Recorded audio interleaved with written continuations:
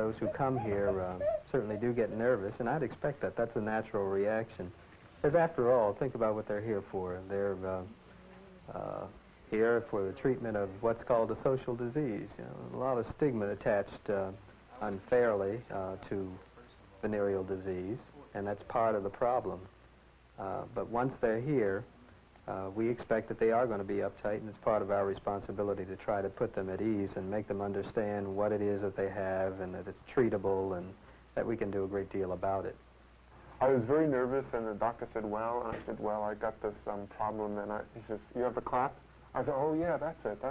And I was treated very well. I really, it was really professional. He gave me some shots, gave me some pills, told me what to do. And I left, and I felt, you know, good that someone was taking care of it. Well, when I got the clap, I knew all about it, of course, but I still felt, I kept telling myself, oh, everybody gets the clap, you know, everybody gets it, it's all right. But I still felt a little guilty. I think that was what was hard. You know, for me, I still felt bad, and I felt like, oh, what kind of people am I, you know, what kind of people am I going out with? But after I went to the clinic and met, you know, talked to them, and there were so many other people there that were getting treated for gonorrhea too, and the treatment was so simple, and the whole medical staff was so nice, it really made me feel a lot better about it. Well, there's really no hassle about treatment today. Treatment in these days is really quite easy. It's easy to come by. The medicines that we use are very effective against the diseases, and so there's no hassle with that at all. The main problem is trying to convince people to come for treatment. We get a lot of people who come in here, but of course there are a lot of people who are outside who don't present themselves. Of course, treatment isn't all there is to the disease. We have to make people aware of what the disease is all about. We have to make them understand the nature of the bug that they're getting infected with. They have to understand, for instance, that this is a bug that cannot live outside of the body or live if it's exposed to air. This is a bug that is transmitted by body-to-body contact or sexual contact and is passed on that way. And it's passed on very, very rapidly. A number of people can become infected in no time at all. First time I got it from a young lady and spread it to two others. Then I wound up sitting up in the clinic with all three of those young ladies mad at me, you know, but I forced them down here. And next thing I knew, then we had got pretty close to about 50 people, you know, just from a chain reaction of those three ladies. Chain reaction is a good term to describe how the disease gets around so rapidly. One person gets the disease, then passes it on to another person, and that person may infect 2 or 3 other individuals.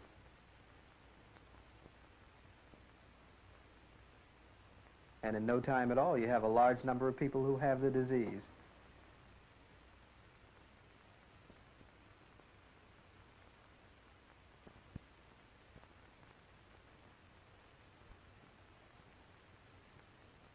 Mothers can also transmit it to their babies. A lot of the people who are involved in this chain reaction will get cured. But there are a lot of people who won't. And the reason that they won't is because they don't develop symptoms. And since they don't have symptoms, they don't know that they have the disease, they don't come in for treatment, and they infect other people. And so the chain reaction continues, and the problem gets larger, and that's one of the biggest problems that we have in VD control. No, I didn't have any symptoms at all, none whatsoever. Then he started getting symptoms, but I still didn't have any, so I thought, well, maybe I didn't have them, and I didn't have to go to the clinic. I didn't have any symptoms till about 5 days after I came in contact with the infected girl.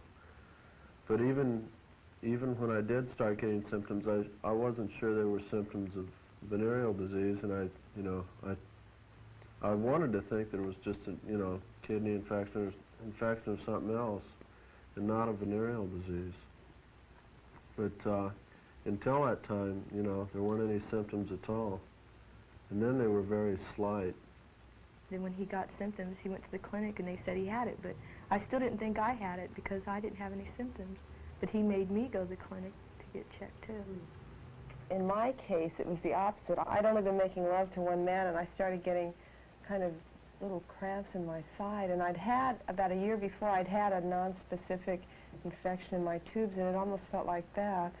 So I thought that, I went back to the doctor, and he told me that I had gonorrhea. And then I told my boyfriend, and he said, no, there's no way I could have it because I don't have any symptoms. And he went to the clinic, and he did have it. And then a girl called. If everyone that had a venereal disease knew they had it, they'd come into the clinic on their own. They wouldn't need any prompting. But the trouble is most people don't know how to recognize the symptoms of venereal disease, and a great number of people don't have any symptoms. They don't know they're out there spreading the disease around. Men, when they get gonorrhea, usually know it fairly quickly. They usually have a pussy discharge coming out of the penis and a burning on urination that they're very aware of. And so they usually come in right away. They're beginning to detect more occasional cases of men with gonorrhea that do not have symptoms. Now, women with gonorrhea is a completely different problem. The location of the infection being farther up inside a woman, and she doesn't have the pain involved and doesn't have the discharge involved, so she doesn't know she has it unless she's told. There also is a problem with rectal and oral gonorrhea. People don't realize they can become infected in those locations. They don't recognize the problem, and they don't know that that's what's the matter with them. The initial symptom a person gets when they have syphilis is usually a sore, an open sore that is usually located on the genitals. It's usually not painful, so they often don't think it's anything serious. With a female, the lesion can be located on the external genitalia, and she may have a chance to notice it that way. But if it's located inside the vagina, since it is painless, she will almost always not know it's there unless the doctor looks for it. This sore will go away by itself without treatment. Later on, a person can develop many types of other symptoms.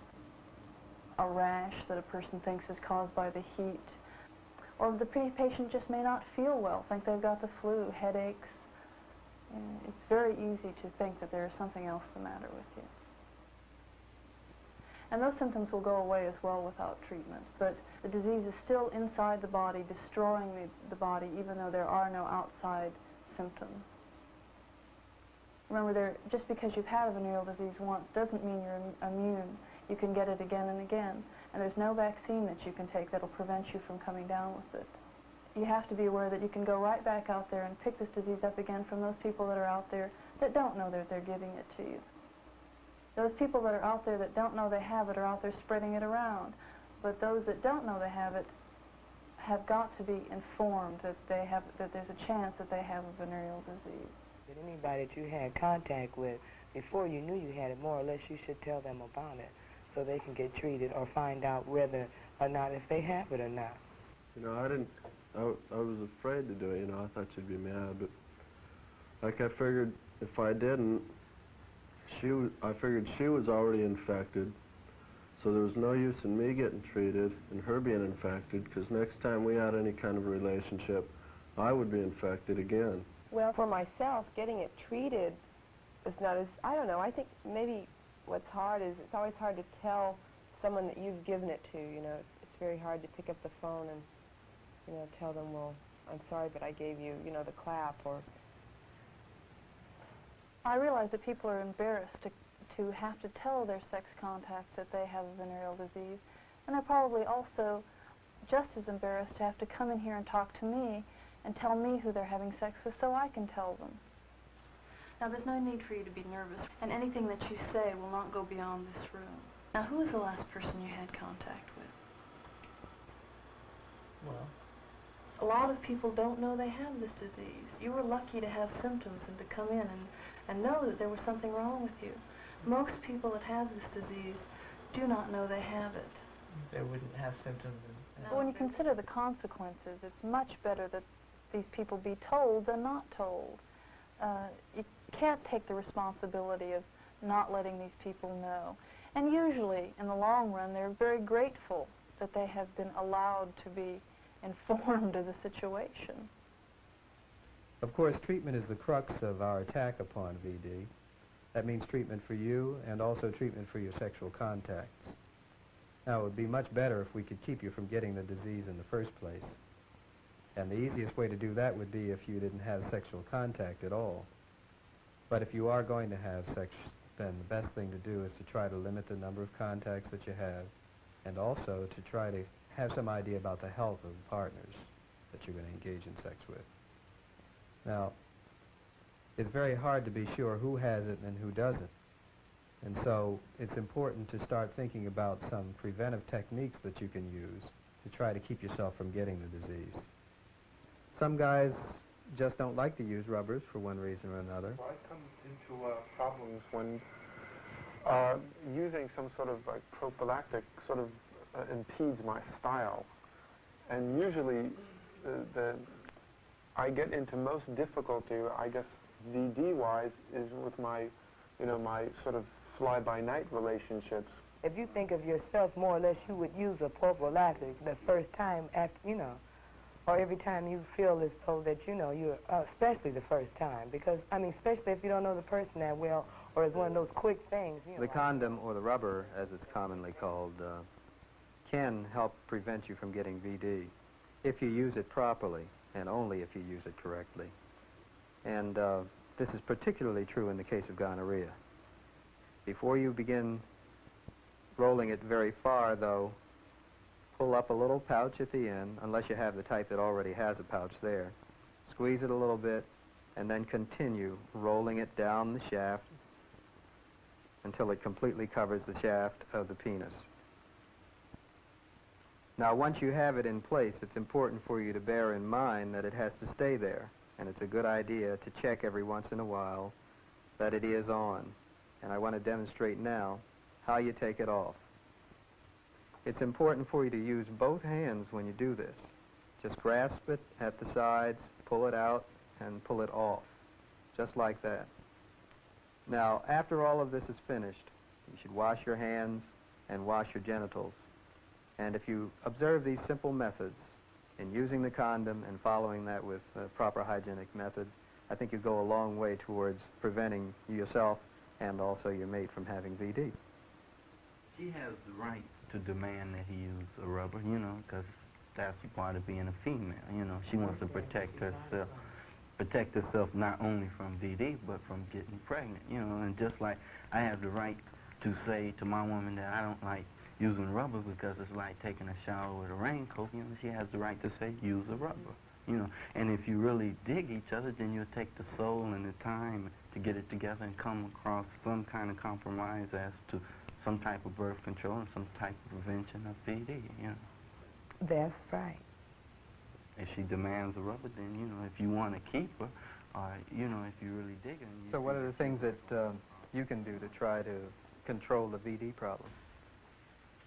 Number one, be aware of what's happening with the disease. Two, try to keep from getting it. And if you do happen to get it, go get treated. And also make sure that the people that you have come into contact with also get treated.